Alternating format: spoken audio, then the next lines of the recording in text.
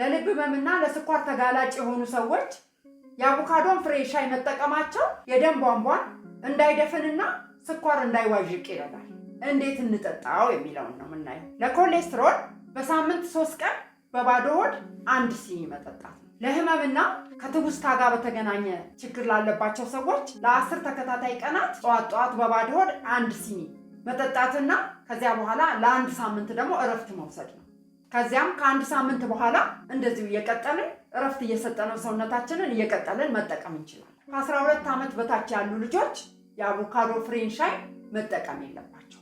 በተበና ባዳነች መሃሉ ለናተው እንደናተው ለተናችሁ ሁሉ ሰላም ጤና ይስጥልኝ። የቤተ ጤና ቻናል ቤተሰቦች እንደምን አላችሁ? አዳነች መሃሉ ነኝ፣ የመድኃኒት ባለሙያና የህብረተሰብ ጤና ሳይንስ ባለሙያ። ዛሬ ሁላችንም ቤታችን ውስጥ በየቀኑ የምንሰራውን አንድ ትልቅ ስህተት ልነግራችሁ ነው። አቮካዶ ስንገዛ ሁላችንም የምንፈልገው ያንን ጣፋጭ ስጋውን ብቻ ነው። ነገር ግን አብዛኛው ሰው አቮካዶን እንደቆረጠ ወዲያውኑ ወደ ቆሻሻ መጣያ የሚወረውረው አንድ ነገር አለ።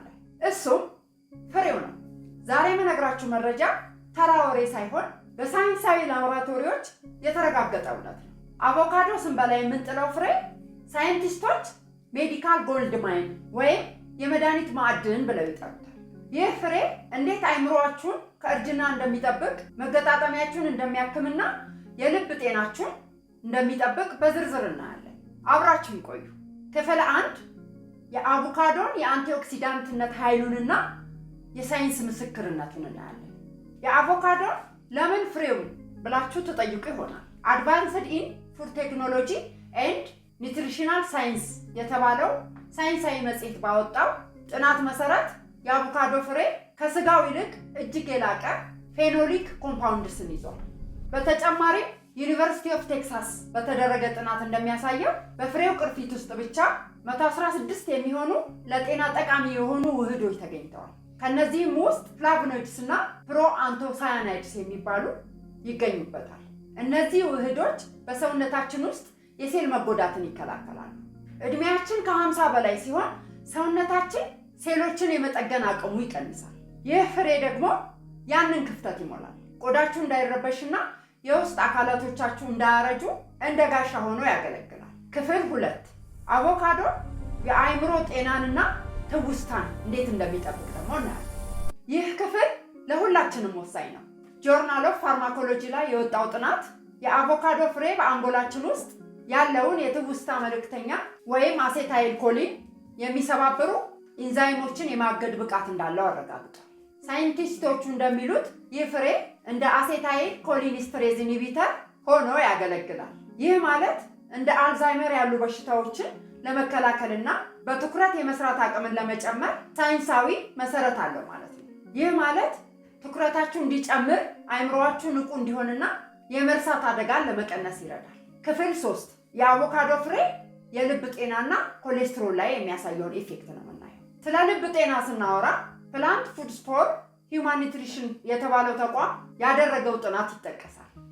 ይህ ጥናት እንደሚያሳየው የአቮካዶ ፍሬ በውስጡ ባለው ከፍተኛ የፋይበር ይዘት ምክንያት መጥፎ የተባለውን ኮሌስትሮል ወይም ኤልዲኤልን የመቀነስ ከፍተኛ ብቃት አለው። እንዲሁም ዘ ወርልድ ጆርናል ኦፍ ፋርማሲውቲካል ሪሰርች ላይ የወጡ መረጃዎች እንደሚያሳዩት ፍሬው የደም ስኳርን የማረጋጋት ወይም ሃይፖግላይሴሚክ ኢፌክት አለው። ይህ ማለት ለልብ ህመምና ለስኳር ተጋላጭ የሆኑ ሰዎች የአቮካዶን ፍሬ ሻይ መጠቀማቸው የደም ቧንቧን እንዳይደፍንና ስኳር እንዳይዋዥቅ ይረዳል። ክፍል 4 ላይ የምናየው የአቮካዶ ፍሬ ለምግብ መፈጨትና ለስኳር ቁጥጥር የሚሰጠውን አስተዋጽኦ ነው። ተቅማጥን ለማቆም፣ የጋዝ ስሜትን ለመቀነስና ጋስትራይተስን ለመከላከል ይረዳል። ለስኳር በሽታ በውስጡ ያለው ከፍተኛ ፋይበር ስኳር ወደ ደም የሚገባበትን ፍጥነት በመቀነስ የደም ስኳር መጠንን ያረጋጋል። ክፍል 5 ላይ ደግሞ የምናየው የአቮካዶ ፍሬ ሻይ አዘገጃጀት እና መመሪያውን ነው። ይህንን ሻይ በትክክል ካላዘጋጀነው ሊመር ወይም ለጨጓራ አስቸጋሪ ሊሆን ይችላል። ስለዚህ እነዚህን ስቴፖች ይከተሉ። መጀመሪያ የአቮካዶ ፍሬውን ማጽዳት ነው። ፍሬውን ከአቮካዶ ውስጥ ካወጣችሁት በኋላ በንጹህ ውሃ በደንብ ጠቡት። ሁለተኛው ደግሞ አቮካዶ ፍሬው ላይ ያለውን ቅርፊት ማንሳት ነው። ፍሬው ላይ የተሸፈነውን ቀጭን ቡናማ ቅርፊት በቢላዋ በጥንቃቄ ላጡት። ሶስተኛው ስቴፕ ደግሞ መክተፍ ነው። ፍሬው ጠንካራ ስለሆነ በጥንቃቄ መክተፍ ነው። አራተኛው ስቴፕ ሻያችንን ማፍላት ነው። በ1 ሊትር ውሃ ውስጥ የተከተፈውን የአቮካዶ ፍሬ ጨምረው ከ15 እስከ 20 ደቂቃ ያፍሉት። ውሃው ቀለሙ ወደ ቀይ ቡናማነት እስኪቀየር ድረስ በደንብ ያንተክ። ከዚያ ቀለሙ ቡናማ ከሆነ ሻዩ ዝግጁ ሆኗል ማለት ነው። 5ኛው ስቴፕ ከእሳት ላይ ካወጡ በኋላ 6ኛው ስቴፕ መራራነቱን ለመቀነስ ጥቂት ማር ወይም ሎሚ ወይም የቀረፋ ዱቄት መጠቀም ይቻላል። ይህን እንዳስፈላጊ እንደምትፈልጉት መጠቀም ትችላላችሁ። ሌላው ደግሞ የአቮካዶ ፍሬውን ከታትፎ በፀሐይ ላይ አድርቆ ዱቄቱን ፈጭቶ አስቀምጦ ሻዩን ስታፈሉ ግማሽ የሻይ ማንኪያ በመጠቀም ሻዩን አፍቶ አዘጋጅቶ መጠቀም ይቻላል። እርጥቡንም ደረቁንም መጠቀም ይቻላል ማለት ነው። ደረቁን አድርቀን በምንጠቀምበት ሰዓት እንደ ሻይ ቅጠል አዘጋጅተን አስቀምጠን ግማሽ የሻይ ማንኪያ እየጨመርን መጠቀም እንችላለን። ሌላኛው ስቴፕ እንዴት እንጠጣው የሚለውን ነው የምናየው። ለኮሌስትሮል በሳምንት 3 ቀን በባዶ ሆድ 1 ሲኒ መጠጣት ነው። ለህመምና ከትውስታ ጋር በተገናኘ ችግር ላለባቸው ሰዎች ለ10 ተከታታይ ቀናት ጠዋት በባዶ ሆድ 1 ሲኒ መጠጣትና ከዚያ በኋላ ለ1 ሳምንት ደግሞ እረፍት መውሰድ ነው። ከዚያም ከ1 ሳምንት በኋላ እንደዚሁ እየቀጠልን እረፍት እየሰጠነው ሰውነታችንን እየቀጠልን መጠቀም እንችላለን። ማሳሰቢያ፣ የአቮካዶ ፍሬን ሻይ ሁልጊዜ ያለማቋረጥ ለወራት አይጠጡት። ሰውነቶ እረፍት ያስፈልገው። ጥንቃቄና ማስጠንቀቂያዎች በጣም አስፈላጊ ናቸው። ተፈጥሯዊ ማለት ሁልጊዜ ጉዳት የለውም ማለት አይደለም።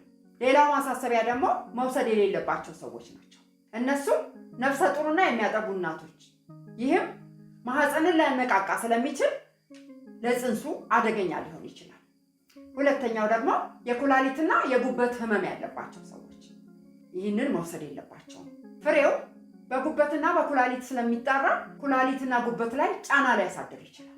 ሶስተኛው ደግሞ የደም ግፊታቸው በጣም ዝቅተኛ የሆኑ ሰዎች የአቮካዶ ሻይን መውሰድ የለባቸው። ምክንያቱም ግፊትን የበለጠ ዝቅ ስለሚያደርግ ራስ ማዞርን ሊያስከትል ስለሚችል ከሐኪማቸው ጋር መማከር አለባቸው። ሌላው ደግሞ የላቴክስ አለርጂ ያለባቸው ሰዎች የአቮካዶ ፍሬን ሻይ መጠቀም የለባቸው። ሌላው ደግሞ ከ12 ዓመት በታች ያሉ ልጆች የአቮካዶ ፍሬን ሻይ መጠቀም የለባቸው። በተጨማሪም ከሌሎች መድኃኒቶች ጋር ያለውን ግንኙነት እናያለን። የሚከተሉትን መድኃኒቶች የሚወስዱ ከሆነ የግድ ሐኪሙን ማማከር አለበት። የመጀመሪያው የደም ማቅጠኛ መድኃኒቶች ናቸው። እንደ አስፕሪን፣ ዋርፋሪን ያሉ መድኃኒቶችን የምትወስዱ ከሆነ የአቮካዶ ሻይን አብሮ መውሰድ የለባችሁ። የደም ግፊት መድኃኒቶችን የምትወስዱ ከሆነ የአቮካዶ ፍሬ ሻይን አብራችሁ መውሰድ የለባችሁ።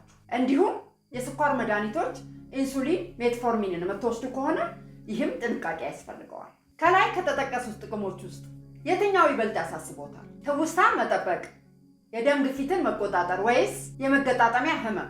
አስተያየቶን ያጋሩ። በመጨረሻ ይህን መረጃ ስትሰሙ መዘንጋት የሌለባችሁ ነገር አለ። ካሊፎርኒያ አቮካዶ ኮሚሽን እንደሚያሳውቀው ፍሬው ጥቅሙ ከፍተኛ ቢሆንም አጠቃቀማችን መጠነኛ መሆን አለበት። ጤና በቆሻሻ መጣያ ውስጥ ከምንጥላቸው ነገሮች ውስጥ ሊገኝ ይችላል። ይህንን ቪዲዮ ለምትወዷቸው ሁሉ ሼር አድርጉ። ሰብስክራይብ ማድረጋችሁንም አትርሱ። በሚቀጥለው ቪዲዮ እስከምንገናኝ ጤናችሁን ጠብቁ። አመሰግናለሁ። ባይ